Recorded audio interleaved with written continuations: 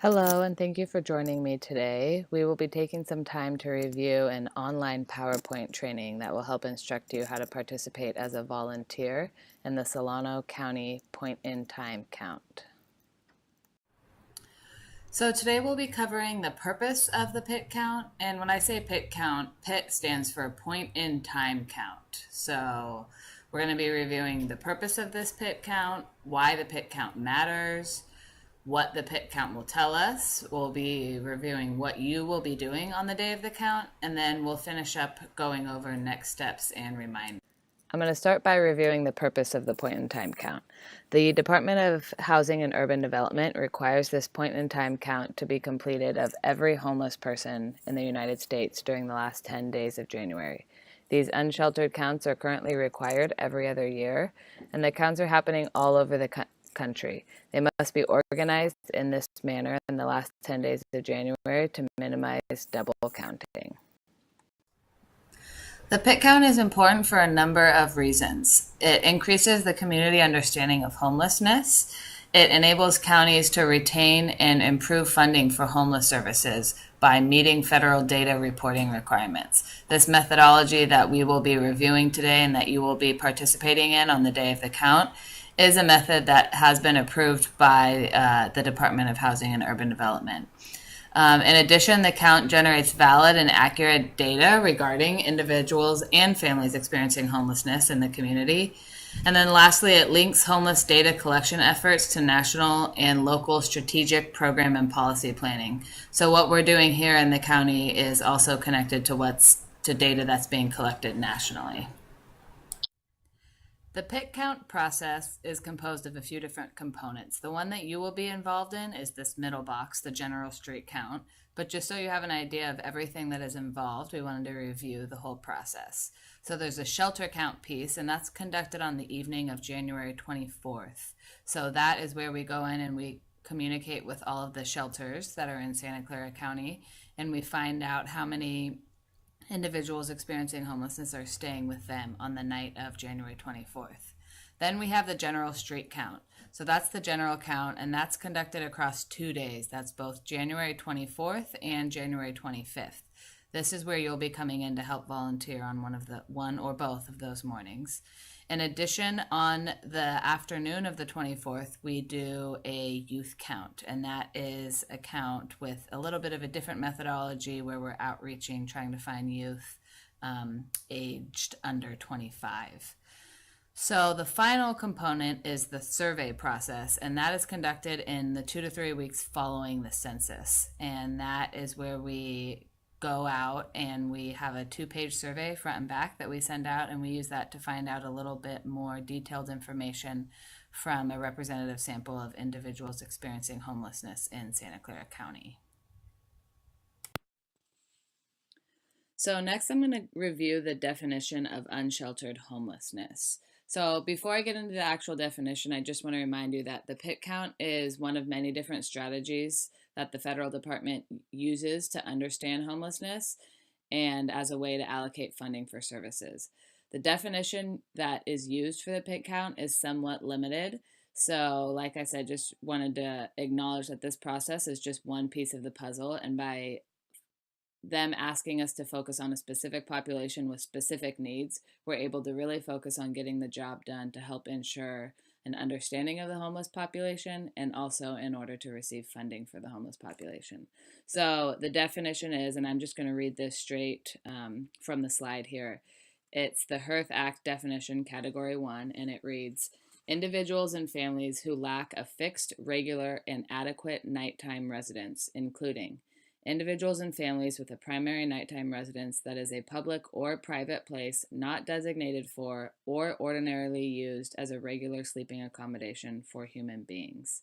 In the next slide, I'm going to go over a little bit further what this includes and doesn't include. So here's this next slide that I was referring to. So some of the shelter accommodations that are included in the homeless definition would be makeshift shelters, people living on the streets, people living in vehicles, people living in parks or abandoned buildings, people staying on buses, in bus or train stations, people living in airports, or people staying at camping grounds without paying for a permit. Some areas that are not included, and this is where I want to remind you of the somewhat limited definition so that you understand what you're looking for on the day of the counts. We will not be including people who are couch surfers, people who are living in double up situations. Double up would be where you have maybe a family of 8 or 9 people staying in a 1-bedroom house. So a house that's maybe meant for 2, 3 max, you have, up to double the amount of people that is meant to stay in that house. We're not including people in rehab or mental health facilities. We're not including most people staying in jails or prisons. And then we're also not including anybody awaiting eviction or foreclosure. So that's a little bit of a review of what to expect of what you're looking for on the day of the count. Here you see a couple pictures of some areas that would be included. This left picture would be an example of an encampment. So an encampment is an area that has at least 2 or more tents or makeshift shelters. And then on the right is an example of a bus station where you might find somebody sleeping and they would be defined as homeless. As I mentioned in the previous slide, individuals living in their cars are included in this definition. So this slide is meant to review how to tell if a car or a vehicle appears to be inhabited by a homeless individual. So you're going to look for signs of habitation in the car. So that would be fogged windows, maybe electrical connections coming out of the car, screen or window coverings. Oftentimes there'll be household items inside and outside of the vehicle, making it seem like more of a permanent living place. You might hear sounds of music or talking from the inside of the vehicle. And then sometimes there are some known safe parking locations or known vehicles by your homeless guide. So remember, we don't want you, and I'll review this a little bit more in the safety slides, but we don't want you to be going up to these cars or knocking on their windows to see or ask these individuals if they are homeless.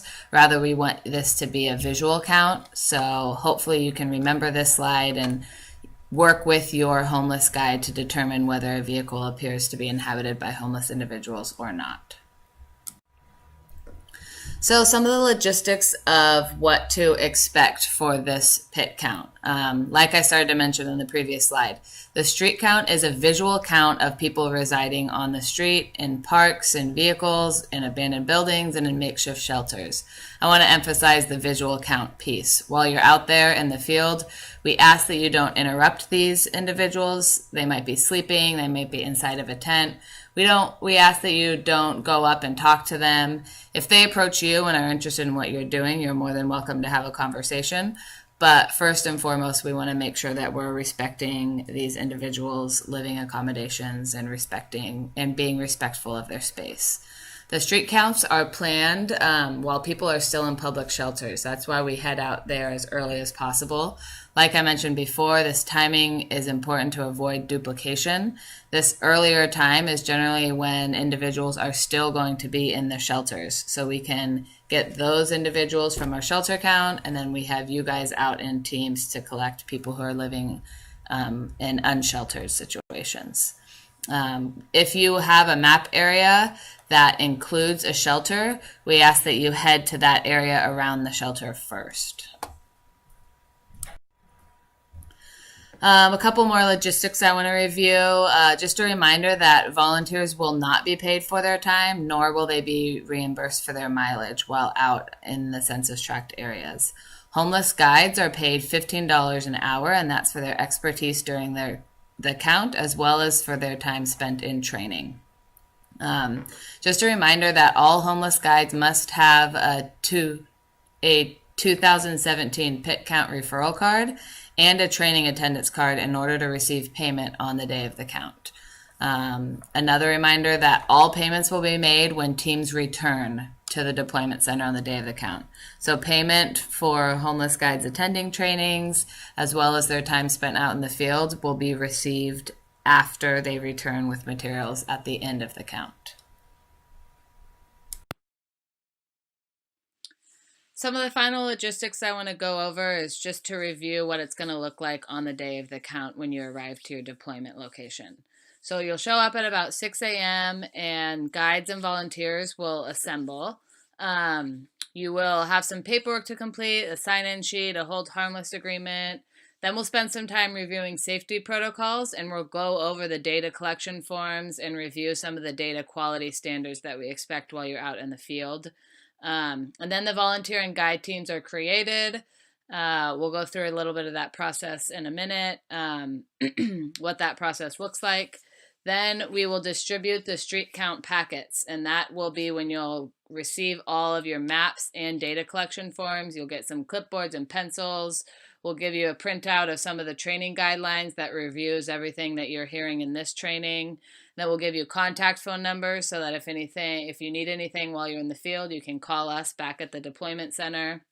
And then we'll also have some stickers. Then after that's all done, you'll head out into the field as close to 6 as possible. Usually takes about maybe half an hour or so to get people going, depending on the amount of maps we have to send out. And then when you're done, you'll return by 10 a.m. and you'll return to the deployment center, and there'll be a check-in process where we will review your tally sheets and make sure everything looks good and make sure that you covered all areas within your maps. Here's a couple pictures of examples of what it will look like at the deployment center. Usually there's some coffee or snacks in the morning provided, and then some tables set up with all of the materials, and we'll have all of our volunteers and guides congregate in the middle, and then from there, once we review the safety protocols, we'll create the teams and everybody will be on their way. I wanted to review quickly the team creation logistics. So like I said, the volunteers and guides arrived at the deployment center. Then there's the review, like I mentioned, of the safety tips and count protocol. And then these teams are created of 2 to 3 people. Generally, this is 1 to 2 volunteers and 1 guide. The reason why I'm taking time to review this is because we want to make sure that everybody knows what to expect on the morning of the count. It's important that we have enough volunteers to match with our guides, and that also we have enough vehicles. So even if you arrive with a friend or a colleague, it's possible that you will get split up and be on separate teams. It all just kind of depends on who shows up on the day of the count and what our numbers look like. Once your team is created, you're assigned a map location. So I want to remind you that the entire county has to be covered. So that means not everybody's going to get a map that will be in an area that is likely to have a lot of homeless individuals, but it's our responsibility to send out teams to every corner of the county. The deployment center captain will manage this assignment process. Just so you know, some maps will be pre-assigned, but most teams will be created and assigned to areas on the morning of the count. So the reason for mentioning this is just because the logistics of creating the teams in the morning can get a little bit tricky. So we just ask for your patience and patience with us during the map creation process. And in addition, we try as best we can to get guides and volunteers headed to locations that they are familiar with, but sometimes we're unable to accommodate everybody. So we ask that you come prepared to help out in any way possible and help us cover the entire county. So next I'm going to review the data collection forms. So the 2 important things that you're going to be going out in the field with are the maps and the tally sheets. So I have a few slides coming up that will show you what to expect. This is an example of what the tally sheet looks like. So in addition to your map, you will have this tally sheet. This is how you describe the individuals that you're seeing. In the coming slides, I'm going to go over and review some examples of what you might find. But for now, I just wanted you to see what this looks like. All these boxes on the top will be pre-filled out by us. That's for our coding purposes and to explain what this tally sheet goes with. But the boxes on the bottom, that's the area that you will fill out for individuals that you see. Now I'm going to take some time to review an example of the map that you will receive on the day of the count. So this slide shows a Solano County census tract. On the day of the count, you will likely receive 1 to 3 or 4 maps depending on the size of the census tract area. So like I said, this is an example of one. This would be census tract 2511. What you're looking at is the map and then a red boundary. The area that you will be counting is the area inside the red boundary. So it's very important that when you're out in the field, you're noting which area you are in, and then you need to ensure that when you see a homeless individual, that you're marking them on the tally sheet that correlates with this map census tract. So when you receive your packet of maps on the morning of the count, you'll receive, like I said, likely a few maps, and those will be connected with tally sheets. What we expect you to do with this map is to go up and down every single street. So like we mentioned, this count is covering and canvassing the entire county.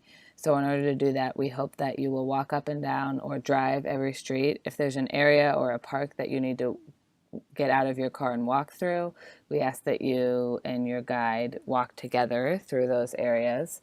If it is a census tract that's all streets like this one, we want you to go up and down.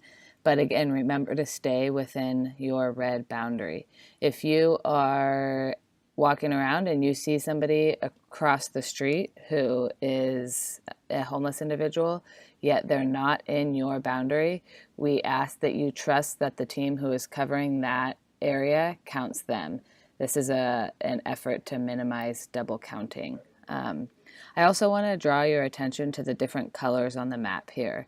I'll review this a little bit more in the next slide, but you'll see that within this red area, there's some green shading and there's also some white shading. So what this signifies is different jurisdictional areas. So connected to this map, you'll have at least 2 different tally sheets.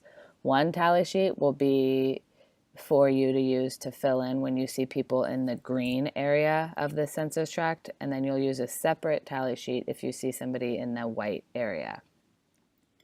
So I'll review that a little bit further in the next slide, but that is something to take note of. And again, we'll also review this on the day of the count when you have the maps in hand. So again, this is a slide just to review what I was mentioning about the jurisdictions. That sample map is an example of a green and a white area. The white area stands for unincorporated, so you might see that in some of your maps. There also will be different colors, so it won't necessarily just be green and white. So just to prepare you that your map won't necessarily look like that one in the example. So again, it's just very important that you and your team ensure that you are paying attention to where you are counting people and then putting them on the correct tally sheet for the correct jurisdictional area. And again, we'll review this on the day of the count, and I think that will help to see some of these maps in person. All right, so next few slides will be some samples of how to fill in your tally sheets. So on the bottom in red, this would be, you see one individual who looks to be about in their 30s on the street. So you'll go through and mark line number 1, fill in for male if the individual is a male. If the individual is a female, you can bubble F. T stands for transgender. U stands for unknown. So you would mark unknown if the individual is sleeping in a sleeping bag or has a hat on or a hood and you can't tell whether they're male or female. It's okay to put unknown. Then you select the age category that you are assuming they're in, and then you go over to the dwelling or vehicle type and you write where you saw them. Since this individual was on the street, you fill in the bubble for street.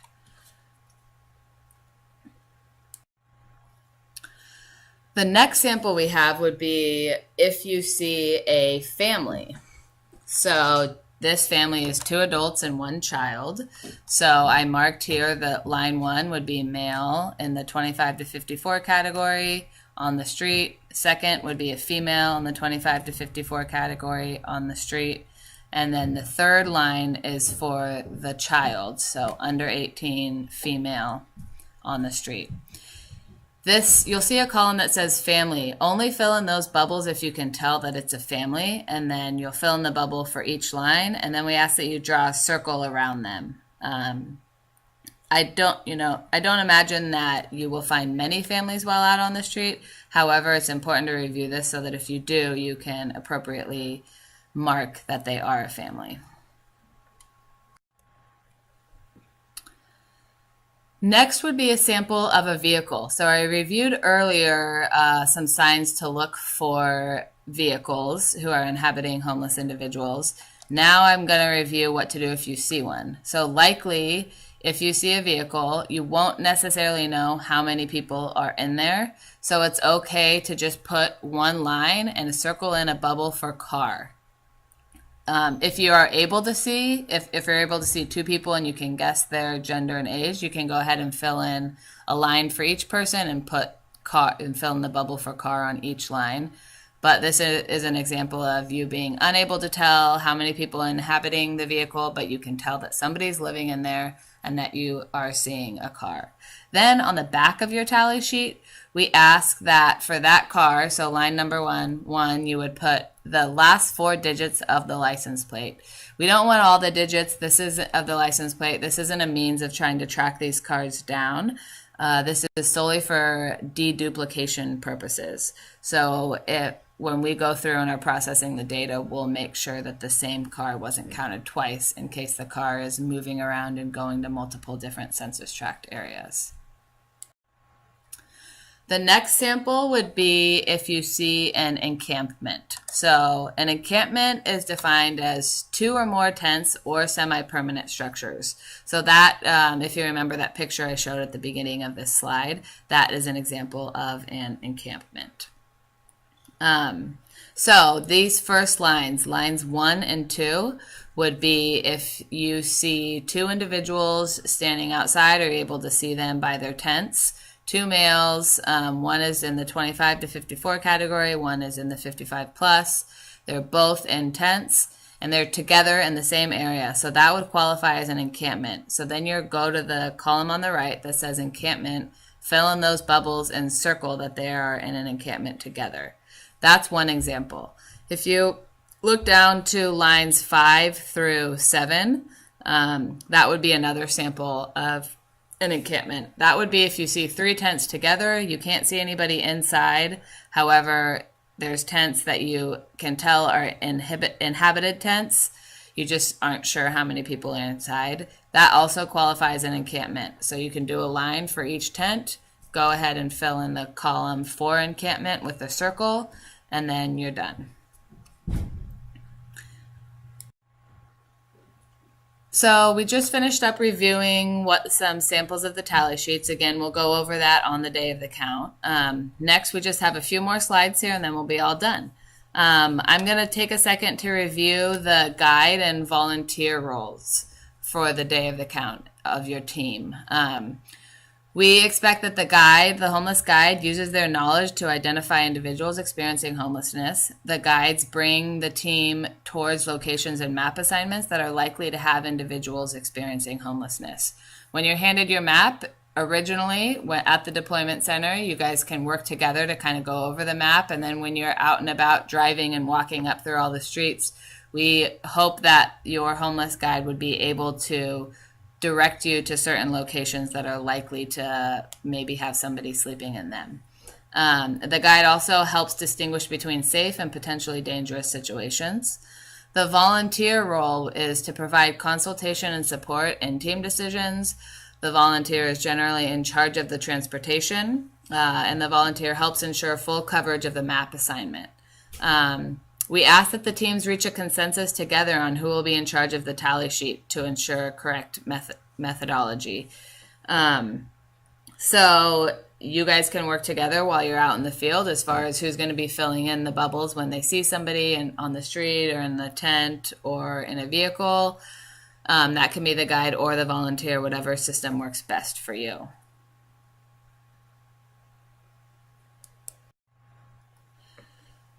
Next, I'm going to go through some safety logistics and just a couple more slides and then we'll be done. It's important that you are very safe and do not take any risks while out in the field. Like I mentioned before, this is a visual count only, so please do not approach individuals and ask them if they are homeless. Observe and tally only. Also, we want to make sure that you are not taking any photos while in the field. We want to respect these individuals' privacy, and we don't want them to think we're going to be doing anything with these photos. Also, we want to review and make sure you know that all information and locations that we collect on the day of the count will be kept confidential. This information is not discussed with outer groups after the count. Rather, it stays within our office and we process the data. It's important to stay with your teammate while you're out. Please don't separate. We ask that you stay together and keep track of each other and work together. We want to make sure that you're respectful of those individuals that you're counting. We want to remind you to call your deployment center captain if you have any problems or questions. Some more safety things to review. Don't enter abandoned buildings or other hard to access areas unless the team is familiar with those locations. So again, work together as the guide and volunteer to make a decision on what's the most safe route for you.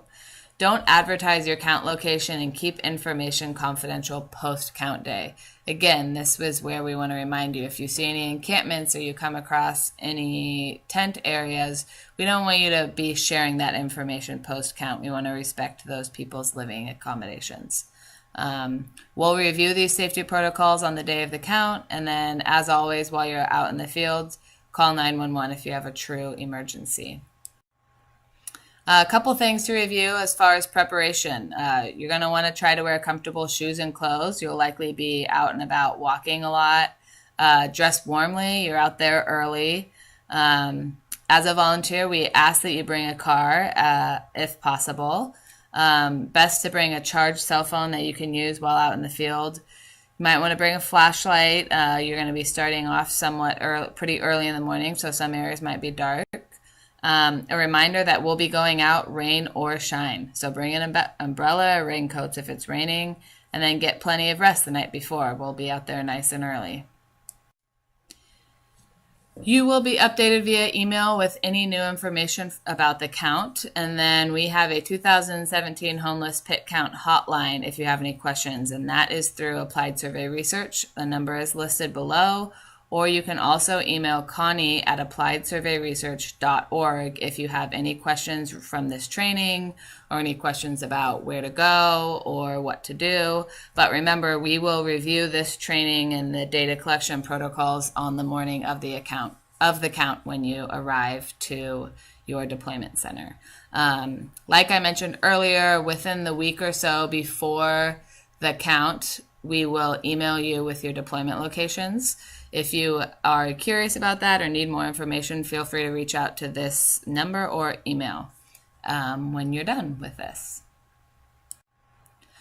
All right, that concludes our training for the 2017 point in time count. Thank you for your participation. We really appreciate your willingness and ability to volunteer on this important data collection process, and we look forward to seeing you. Thank you.